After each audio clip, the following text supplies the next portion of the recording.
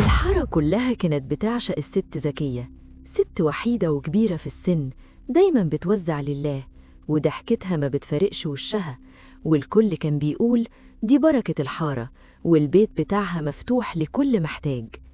زياد الشاب اللي ساكن في البيت اللي قدامها كان دايما بيساعدها في شيل الشنط وتغيير لمبات السلم، وكان بيعتبرها زي جدته بالظبط.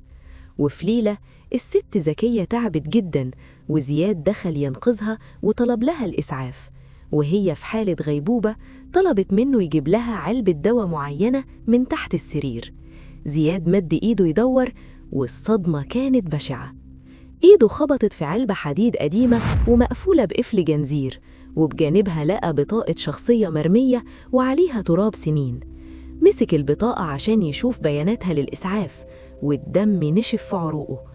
الصورة اللي في البطاقة هي صورة الست زكية وهي صبية، بس الاسم كان لواحدة تانية خالص، كانت حديث مصر كلها من 30 سنة في قضية اختفاء غامض لثروة عيلة كاملة وهروب الخادمة. زياد ما كانش مصدق، فتح العلبة الحديد بمفك بسرعة، وللمرة التانية الصدمة شلت حركته. العلبة كانت مليانة عقود بيع وشراء وتنازلات لبيوت ومحلات في مناطق غالية، وكلها باسم الست زكية المزيف.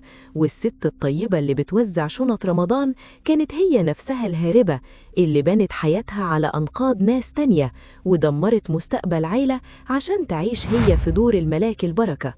الست زكية فاقت من الغيبوبة للحظة، ولقت زياد ماسك البطاقة والعلبة.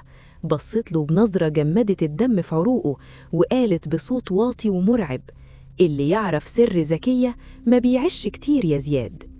الإسعاف جت، بس زياد ما كانش هيسكت. سلم البطاقة والعلبة للشرطة، واتضح إن البركة كانت هربانة بقالها 30 سنة ومغيرة ملامحها بعمليات تجميل قديمة. والصدفة هي اللي كشفت إن الوشوش الطيبة ساعات بتخبي وراها جرايم بتهز الجبال. الحارة كلها كانت في ذهول، وزياد عرف إن البيوت أسرار، وإن اللي يبين لك إنه ملاك وهو بيوزع الصدقة ممكن يكون هو اللي سارق الأصل بدم بارد، والحقيقة بتبان ولو بعد 100 سنة.